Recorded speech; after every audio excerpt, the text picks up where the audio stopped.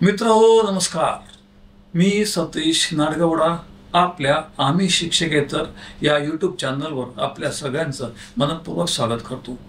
माझ्याबरोबर आहेत अभय सातपुते कुपवाड सांगली, अजय अरदवाड लातूर, अमोल सोनवणे नाशिक, किशोर ठाकूर नाशिक, रवींद्र गिरी धामणगाव रेल्वे अमरावती, परशुरामजी डवरी कराड सातारा आणि ॲडव्होकेट विजय देशपांडे नागपूर। माझे तंत्रस्नेही संजय हंडोरे आवी आणि प्रवीण पोरजे या सर्वांसह मी आपलं स्वागत करतो। या आधीच्या व्हिडिओत मी आपल्याला स्पष्ट कल्पना दिली होती की विकल्पाच्या संदर्भामध्ये आपल्याला मुळात योजना काय आहेत त्या योजनांचा माहिती सविस्तरपणे मिळालेली नाही आणि आपल्याकडे विकल्पाची मागणी झालेली आहे। सप्टेंबर 24च्या वित्त विभागाच्या पत्रकात या संबंधातली नियमावली तयार करण्याचे, त्या नियमावलीच्या अंमलबजावणी संबंधात कार्यवाहीचा तपशील ठरवण्याचे सर्व अधिकार वित्त विभागाला प्राप्त झालेले होते। या प्राप्त अधिकाराच्या अधीन राहून वित्त विभागाने आपल्याला ही योजना नेमकी काय आहे याची माहिती देणं ही गरजेची गोष्ट होती। त्याबरोबरच विकल्पाचा नमुना देणं हे त्यांच्यावर बंधनकारक होतं। आपल्याकडे 31 मार्च पूर्वी अंतिम विकल्पाची मागणी करीत असताना विकल्पाचा नमुनाच कोणाला दिला गेलेला नाही, ही सगळ्यात मोठी उणीव आहे। या त्रुटींचा विचार करून महाराष्ट्र राज्य खाजगी शाळा शिक्षकेतर संघटनेचे महासचिव मिलिंद जोशी यांनी 19/3 राज्य शासनाला पत्र दिलेलं आहे। अशी अनेक पत्र यापूर्वी खूप आधीच म्हणजे राज्य सरकारी कर्मचारी समन्वय समितीपासून सर्व सदस्यांनी शासनाला अशी विनंती पत्र सादर केलेली आहेत की आम्हाला मुदतवाढ मिळावी। याबरोबरच आपले जे कोकण विभागाचे शिक्षक आमदार आहेत ज्ञानेश्वर म्हात्रे यांनी सुद्धा विधिमंडळामध्ये या मुदतीची मागणी केलेली आहे। मी या व्हिडिओ रेकॉर्डिंग करतोय हा बुधवार आहे। माझ्या अंदाजानुसार शुक्रवारपर्यंत या मुदतवाढीचा विकल्पाकरिताच्या मुदतवाढीचा शासन निर्णय नेमकेपणाने जाहीर होईल अशी माझी अपेक्षा आहे। शनिवार रविवार आणि सोमवार 3 दिवस आता कार्यवाही नसल्यामुळे आपल्याला ही मुदतवाढ मिळणार हे नक्की। त्यामुळे आपल्यावर कोणीही किती दडपण आणलं तर आपण निर्भयपणाने एकच गोष्ट सांगायची आहे। काय सांगाल? विकल्पाचा नमुना द्या, राष्ट्रीय निवृत्ती वेतनाच्या योजनेच्या संदर्भातला तपशील आम्हाला कळवा, त्याशिवाय आम्ही हा विकल्प देण्यास असमर्थ आहोत। स्पष्टपणे घाबरायचं काही कारण नाही, कारण हा तुमच्या माझ्या सगळ्यांच्या आयुष्याचा प्रश्न आहे। मागच्या व्हिडिओत मी आपल्याला बोललो होतो की आपण नोकरी करतो ही चरितार्था करता आणि बचत करतो ते भविष्याकरता। म्हणून भविष्य निर्वाह निधीमध्ये बचत ही आपल्या भविष्याची तरतूद आहे आणि ती तरतूद आपल्याला आंधळेपणाने करायची नाही एवढं नक्की। आता या संबंधात आपल्याला सर्व बाजूंनी विचार करणं ही आपली गरजेची गोष्ट आहे। एकतर्फी विचार करून नुसतं हो लाहो करा आणि ही NPS योजना चांगली, UPS योजना चांगली, अमक्यात फायदा आहे तमक्यात फायदा आहे, अशा पद्धतीच्या विधानांना तसा काही अर्थ नसतो। म्हणून या विषयाच्या संबंधामध्ये जे जाणकार आहेत, ज्यांचा याच्यावरती अभ्यास आहे आणि याकरता जे लढे उभे करतात अशा व्यक्तींची आपल्याला मतं ऐकून घ्यायची आहेत। ऐका, मनन करा, मी सुद्धा तुमच्यावर तेच करणार आहे आणि बघ आपण कुठला आणि का आणि कोणाला फायद्याचा ठरेल याचा विचार करत राहणार आहे। हा एका व्हिडिओत संपणारा विषय नाही हे तेव्हा मी बोललो होतो। या संदर्भात माझे मित्र आहेत शिवाजी खोडे, त्यांची भूमिका स्पष्ट आहे।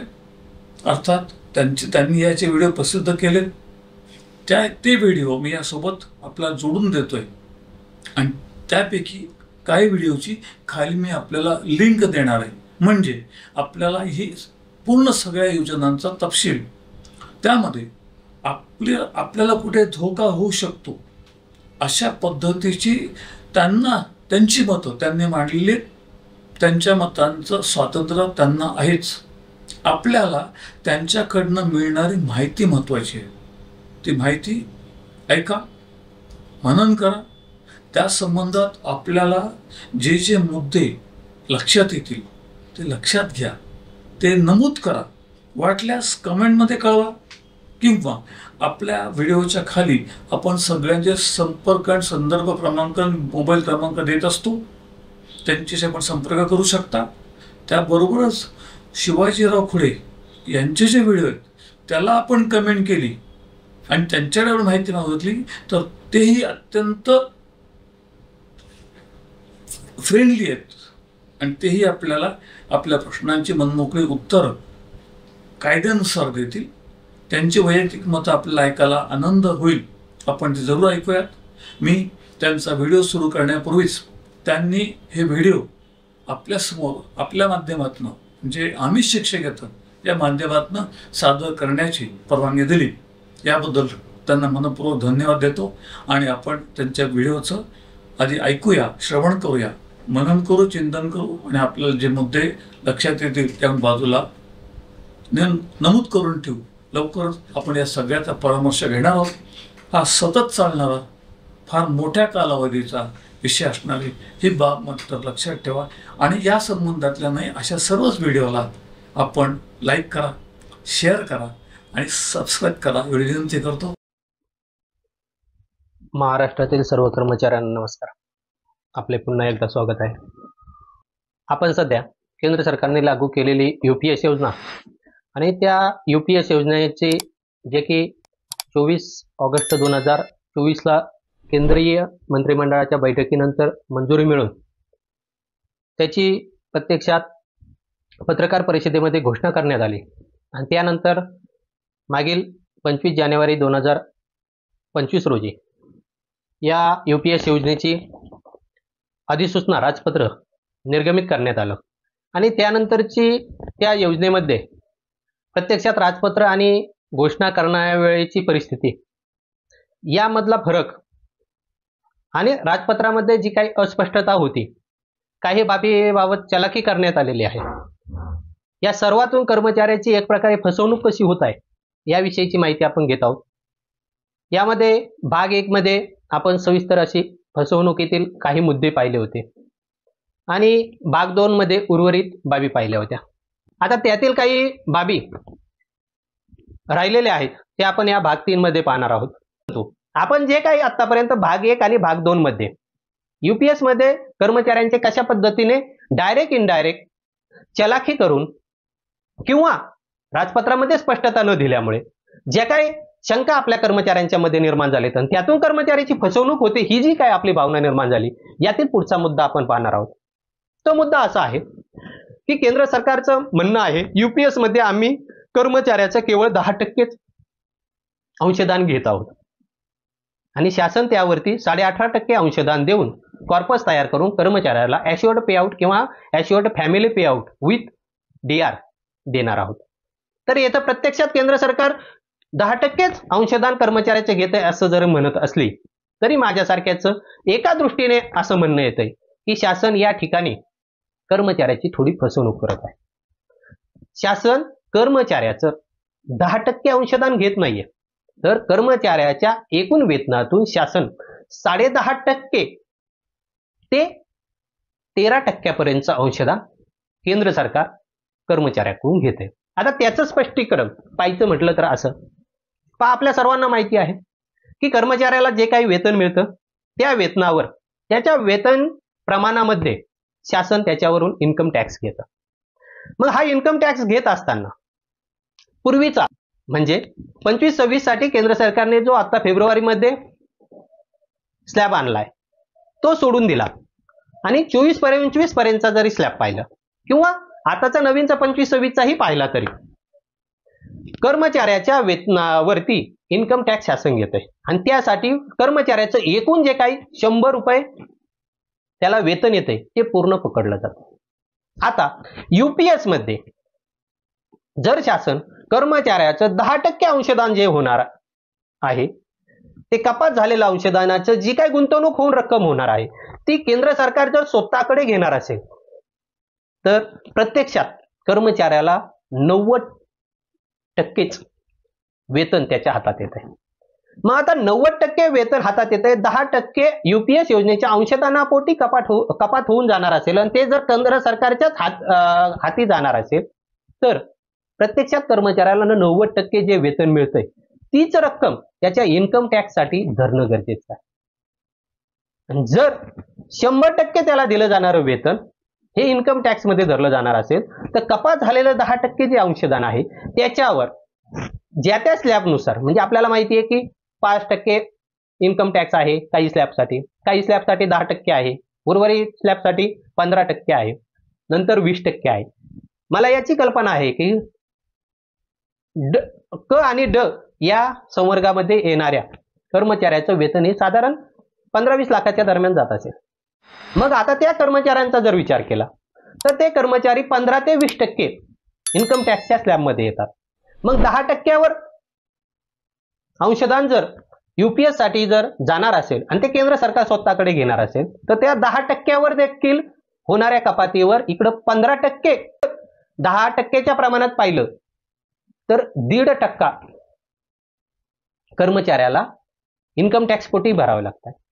20%च्या स्लॅब मध्ये असणाऱ्याला 2% त्या कपात झालेल्या अंशदानाच्या रकमेपोटी जास्तीचे इन्कम टॅक्स शासनाला द्यावा लागतो आणि 20%पेक्षा जास्त स्लॅब मध्ये येणाऱ्या कर्मचाऱ्यांचं तर त्या प्रमाणात वाढीव इन्कम टॅक्स जात आहे. म्हणजे एकीकडे 10% अंशदान प्लस त्यावरती 1.5% इन्कम टॅक्स म्हणजे 11.5% अंशदान एकूण कर्मचाऱ्याच्या याच्यातून कपात होते. भलं ते 1.5% इन्कम टॅक्स म्हणून होतोय, 10% हे अंशदानापोटी होत आहे.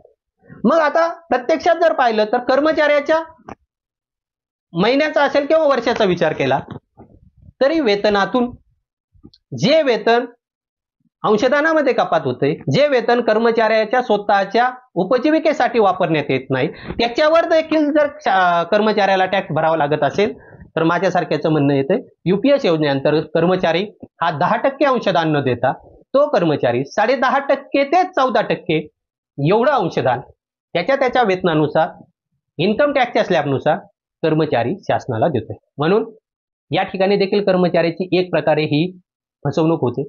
म्हणून केंद्र सरकारला नम्र विनंती आणि आवाहन असेल की केंद्र सरकारने कर्मचाऱ्याचं, युपीएस धारक कर्मचाऱ्याचं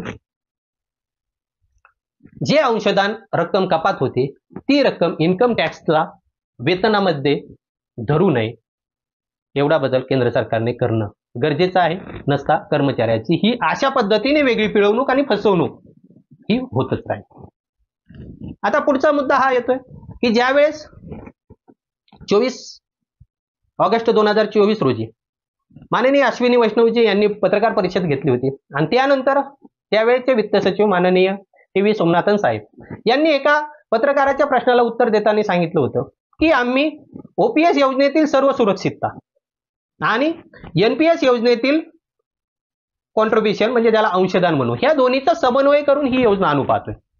मग आता माझ्यासारख्या एका कर्मचाऱ्याचं म्हणणं येत आहे की एकीकडे तुम्ही जुनी पेन्शन योजनेमधली सर्व सुरक्षितता आणत असाल तर या युपीएस योजनेमध्ये कर्मचाऱ्यांचं जे काही अंश राशीकरणाविषयीच्या जुन्या निवृत्ती वेतनामध्ये बाबी होत्या त्या कम्युटेशनचं आपण काहीच उल्लेख केलेला नाही. कम्युटेशन मिळेल कर्मचाऱ्याला अशा विषयीचं काहीच बाबी किंवा विकल्प किंवा सुरक्षितता या युपीएस योजनेमध्ये आणलेलं नाही.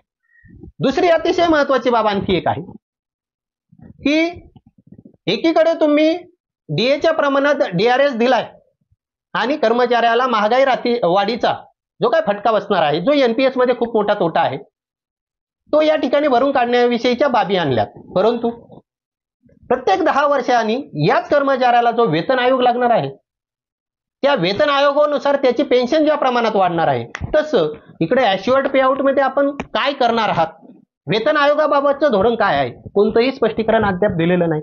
म्हणजे युपीएस मधील कर्मचाऱ्यांना वेतन आयोगाचा कोणताही फायदा ॲश्युअर्ड पेआउट मध्ये मिळणार नाही हे स्पष्ट आहे. मग एकीकडे आमच्यासारख्याचं म्हणणं येत आहे की कर्मचाऱ्याच्या हयातीमध्ये त्याच्या 10% अंशदानापोटी जी रक्कम घेतली जाते आणि ती रक्कम गुंतवून जो काही कॉर्पस तयार होतो, या कॉर्पस मधूनच जर आपण कर्मचाऱ्याला 8 ते 10 वर्ष त्याच्या निवृत्तीनंतर ॲश्युअर्ड पे आउट देऊ शकणार असाल आणि ती रक्कम तशीच जर गुंतवून राहिले तर पुढच्या 10-12 वर्षामध्ये ती आणखी डबल होणार असेल, तर कर्मचाऱ्याला वेतन आयोगामध्ये जुन्या पेन्शनमध्ये जसा फायदा होतो, त्याचं निवृत्ती वेतन त्या फिटमेंट फॅक्टरनुसार ज्या प्रमाणात वाढतंय, तसं ॲश्युअर्ड पे आउट वेतन आयोगानुसार वाढण्याविषयीचा कोणताही सुचवा आपण या योजनेमध्ये केलेला नाही. भला वेतन आयोगाचं जाऊ द्या, पण त्याचं ॲश्युअर्ड पे आउट या ठिकाणी ज्या प्रमाणात वाढतंय त्या प्रमाणात त्याला महागाई राहत सोडून एक्स्ट्रा, मग ते 5 वर्षाला असेल, 7 वर्षाला असेल, नाही तर 10 वर्षाला असेल, त्या प्रमाणात आपण त्याचं ॲश्युअर्ड पे आउट देखील बेसिक नुसार वाढवलं पाहिजे, हे आमचं या ठिकाणी स्पष्ट म्हणणं आहे. आणि हे जर आपण करत नसाल तर कर्मचाऱ्याची ही देखील एक फसवणूक आहे. आणि आणखी एक पुढचा मुद्दा, जुन्या निवृत्ती वेतनाच्या हिशोबाने जर आपण UPS मध्ये लाभ दिलेत असं म्हणत असाल, तर जुन्या पेन्शन योजनेमध्ये जो काही वाढीव पेन्शनचा विषय आहे, 80 वयानंतर प्रत्येक वर्षाला 2% प्रमाणात आणि 100व्या वयाचा ज्यावेळेस निवृत्ती वेतनधारक होतो त्यावेळेस तो त्याच्या निवृत्तीच्या वेळेच्या दुप्पट पेन्शन घेतो. मग हा जो काही फरक किंवा फायदा एक्स्ट्रा जुन्या पेन्शनमध्ये आहे ते UPS मध्ये नाही. मग याविषयी देखील जसा कर्मचारी जास्त उतार वयामध्ये जातो तसा त्याच्या आरोग्याच्या समस्या असतील, कुटुंबाच्या समस्या असतील, त्याच्या उपजीविकेचे विषय असतील, महागाई राहतीनुसार आपण प्रमाण निश्चित करताय, परंतु त्याच्या एक्स्ट्रा ज्या काही गरजा वाढलेल्या आहेत, आरोग्याचे प्रश्न आहेत, याविषयी जो काही एक्स्ट्रा पैसा लागणार आहे याविषयीच्या कोणत्याही बाबी वाढीव ॲश्युअर्ड पे आउट आपण 80 वर्षानंतर या योजनेमध्ये केलं नाही. याविषयी आपण काहीतरी सुधारणा किंवा योग्य त्या बाबी करणं गरजेचं आहे. तेव्हा पुढं आपण म्हणता त्या पद्धतीने जुनी पेन्शन आणि UPS याच्यामध्ये कुठेतरी समान पातळीवर आणण्याचं धोरण आखलं गेलंय असं आमच्यासारख्याला म्हणता येत नसता. ही एक प्रकारे जुन्या पेन्शनच्या नावाचा गाजावाजा करून आपण कर्मचाऱ्याची फसवणूक करताय असं आमचं म्हणणं आहे. म्हणजे केंद्र सरकारला माझं एक कर्मचारी म्हणून स्पष्ट म्हणणं आहे की आपण जसं ग्रॅज्युटी बाबत स्पष्टीकरण दिलं तसं UPS मध्ये वेतन आयोगाच्या हिशोबाने कर्मचाऱ्याच्या निवृत्तीच्या वेळी त्याच्या कम्युटेशन म्हणजे अंशराशीकरणाच्या हिशोबाने आणि जसं वय वाढतंय तसं त्याच्या वाढीव पेन्शनच्या हिशोबाने जे काही आपल्याला म्हणायचंय ते स्पष्टीकरण एकदा कर्मचाऱ्यांचा UPSचा विकल्प घेण्या अगोदर जर आपण केलं तर ते आणखी योग्य राहील. म्हणजे कर्मचाऱ्याला कोणत्या योजनेचा विकल्प द्यायचा याविषयी स्वतःला निर्णय घेता येईल. तर या ठिकाणी आपण अनेक बाबी बघितल्या, भाग 1 मध्ये देखील, भाग 2 मध्ये देखील आणि आता शासन कर्मचाऱ्यांचं या UPS मध्ये ज्या काही स्पष्टता दिलेल्या नाहीत, जी काही चलाखी केलेली आहे आणि जी काही बिटवीन द लाईन मध्ये फसवणूक करू पाहताय, या सर्व बाबी पाहिलेल्या आहेत. आणखी काही बाबी आहेत त्या आपण भविष्यातील काही व्हिडिओमध्ये पाहणारच आहोत.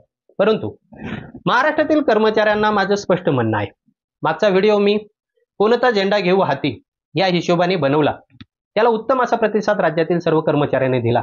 परंतु त्याबाबत जे काही प्रश्न मागील 2-3 दिवसापासून आपण वारंवार मला विचारताय, प्रत्यक्ष फोन अनेक जणांचे आले, तर त्यानुसार माझ्या लक्षात आलंय की महाराष्ट्रातील कर्मचाऱ्यांना खरंच आणखी NPS योजना, त्या अगोदर लागू असलेली DCPS योजना, आताची केंद्र सरकारची UPS योजना आणि महाराष्ट्र शासन अनुपात असलेल्या RNPS योजनेचं योग्य अशा बाबी आणखी आपल्या शंका निरसन झालंय किंवा स्पष्टीकरण आपल्याला मिळालंय असं वाटत नाही. तर योग्य त्या बाबी घेऊन येण्याचा माझा नक्की यापुढे मानस राहील. खरं पाहता मी महाराष्ट्रासाठी 1 नोव्हेंबर 2005 पासून आतापर्यंत कोणत्या बाबतीत काय परिस्थिती झालेली आहे, कोणत्या विभागातील कर्मचाऱ्याबाबतीत, कोणत्या जिल्ह्यामध्ये, कोणत्या तालुक्यामध्ये नवे कोणत्या कर्मचाऱ्याची काय स्थिती आहे आणि तिथं कर्मचारी कसा अडचणीत आलेला आहे, या सर्व बाबी, सर्व स्तरातील बाबी मांडण्याचा माझा मानस आहे. परंतु त्याला वेळ भरपूर जाणार आहे. पुढे भविष्यात उन्हाळी सुट्ट्यामध्ये ते पाहण्याचा आपण नक्की प्रयत्न करू. पण त्या अगोदर कोणता झेंडा घेऊ हाती या बाबतीत UPS, RNPS, NPS याबाबत देखील कर्मचाऱ्यांच्या अनेक शंका आहेत, तर त्या घेऊन येण्याचा नक्कीच आता यापुढे मी प्रयत्न करीन. तर कर्मचाऱ्यांना नम्र विनंती राहील की आपले काही प्रश्न असतील तर बिनधास्त व्हिडिओच्या कॉमेंट बॉक्समध्ये मांडत चला. हे व्हिडिओ आपणास आवडत असतील तर लाईक करा, इतर आपल्या कर्मचाऱ्यांपर्यंत शेअर करा, आणि सगळ्यात महत्त्वाचं म्हणजे आपल्या स्वतःला यापुढील व्हिडिओ बाबतचं माहिती मिळण्यासाठी या चॅनलला सबस्क्राईब नक्की करा. मला आपल्याकडून दुसरी कोणती अपेक्षा नाही, परंतु यातून आपल्याला या बाबतीतले व्हिडिओ मिळत राहतील. मी वैयक्तिकरित्या आपल्यापर्यंत प्रत्येक व्हिडिओ पाठवू शकत नाही. आपण पाहिलं UPS मध्ये शासन कर्मचाऱ्याची कशी फसवणूक करतोय याचा भाग 1 आहे, भाग 2 आहे, आता हा भाग 3 होतोय.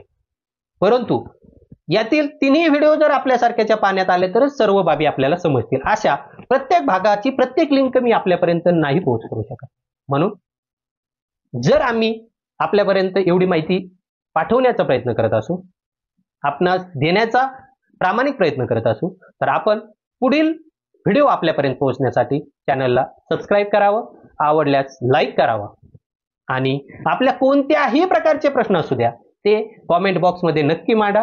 म्हणजे त्या प्रश्नावर देखील आपल्याला स्पष्टीकरण देऊन आपलं जी काही शंका आहे ती दूर करण्यास मदत होईल.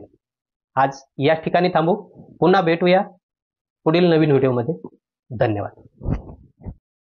आणि या संबंधातल्या नाही अशा सर्वच व्हिडिओला आपण लाईक करा, शेअर करा आणि सबस्क्राईब करा. व्हिडिओ विनंती करतो आणि थांबतो. धन्यवाद.